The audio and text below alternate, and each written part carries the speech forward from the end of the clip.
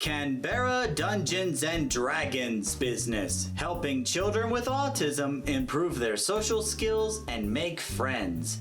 George Byleth, a primary school student with autism, has made a special group of friends playing a modified version of Dungeons and Dragons. He looks forward to it. It's the highlight of his week, his mom said. There's a group that he can fit in with. We're actually going to have someone to invite to birthday parties. I want you to take a minute to let that sink in. An autistic child finding an activity where he's making friends that he can invite to birthday parties. That is like music to the ears of any parent of autistic children. I'm Steven from Tostemac, and welcome to Tostemac Autism News, where we cover the latest news involving autism. Today's story takes us to Canberra, which is, I think that's in Australia, if I read the map correctly. I'm pretty sure it's Australia. However, the setting for this story is rather unorthodox, if you will, as it takes us to a world of imagination and creativity, a world where almost anything is possible. Of course, I'm talking about Dungeons and Dragons. Now, on the rare chance that you don't know what Dungeons and Dragons is, that's okay, I didn't find out until high school or college. Even then I was still figuring it out. Dungeons and Dragons is the birthplace, the origin of all role-playing games. Games like the Mass Effect trilogy, Baldur's Gate, Star Wars Knights of the Old Republic, the Fallout series, the Elder Scrolls series. All of this originated from Dungeons and Dragons.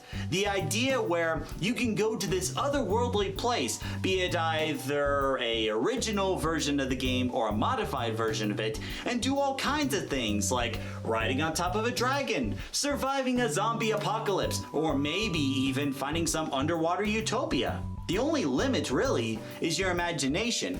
Now, you're probably thinking, wait a minute, did I click on a Dungeons and Dragons video or an autism video? Don't worry, I'm getting there. It all started with this individual named Ian Bennett, and he said, and I quote, "We fought the health system for appropriate treatment, and we've sought out-of-the-box solutions when no progress was made with mainstream therapy. Unfortunate, but not unheard of. After all, if you've only met one autistic person, you've only met one autistic person. And what may work for one individual might not work for the other individual. In this sense, you have to get more creative, think outside the box like he did, and try to come up with solutions that you might not even have thought about before." So eventually, Ian Bennett came up with this idea. "I was playing Dungeons and Dragons with my friends, and I started playing it with my children and realized their social skills were getting better. Normally, they wouldn't have social interactions with shopkeepers or tavern owners. I saw their conversations improving." So, at this point, Mr. Bennett came up with this idea, where he or a couple other people would be a game master, and a group of special needs individuals, or diverse abilities as they would like to describe it, would come together on the weekends and play a modified version of Dungeons and Dragons where they can learn about social skills, communication, stuff like that. This group would become Dice for Diversity. I'll leave a link in the description down below to their website. I highly recommend checking them out. They're a really amazing group, and they have made great progress as individuals who have participated in these sessions have seen improved social skills and improved communications with other people. Yes! Genius! Like, pure genius! I've been through a lot of social therapy stuff in my day, and been through a lot of trial and error in the real world, back then when I was a freelance photographer, but I never thought in a million years to try Dungeons and Dragons to teach others about social skills. That's pure genius! Now, some of you might be thinking, but Steven, how can a game like Dungeons and Dragons teach autistic people about social skills. And for a while, I was right there with you. But as I was reading more of this article, and I'll leave that in the description down below too, the more I became convinced that this is a brilliant idea, as there are so many parallels between Dungeons and Dragons and the real world. Allow me to explain. In Dungeons and Dragons, you're playing in this set world, this set environment, where you're trying to overcome obstacles and complete missions. In other words, you're playing in a controlled environment where you're allowed to make choices and make mistakes without having any real life consequences. In a sense, this is an ideal practice place for practicing social skills, where you can make some trials and errors in here, that way you can do better in the real world. Some of the examples I have include learning about the world around you. Now, I did say earlier in Dungeons and Dragons you can basically do almost anything, but it has to be within reason. You still have to play by the rules the game master sets before you. So, as you're playing this game, you're learning more about the environment you're in. You're learning about what's acceptable, what's not acceptable, what are the norms and values of this place. Much like you would learn about what's acceptable and not acceptable in the real world. And maybe some other places have different norms than other people. So it's amazing to think that it's so similar, that as you're learning about this world in Dungeons and Dragons, it's the same way you learn about the world out there. It's pretty incredible to think about. But I do have a few more examples if you're interested. One of the examples is, as I just listed, interacting with certain people. If you interact with people like NPCs, or non-playable characters, if you will, like the shopkeepers or tavern owners, if you practice with those kind of interactions in here, you can do a better job in the real world when you need to interact with like a host or a hostess at a restaurant, or a hotel associate, or a cashier, anyone out there that you need to interact with in order to get something. The more you practice here, the better you'll do out there.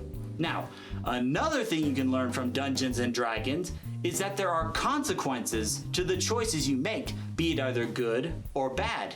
And it teaches you to think about the decisions you make and where those choices lead you. One example in this article is one of our kids the other week made some pretty poor choices and his character died. He realized the sequence of events that killed his character. He promised not to do that again and said he'd be more considerate when he made choices in the future. That's really going to help him later in life. He's now able to see where the fork is in the road and which path to take.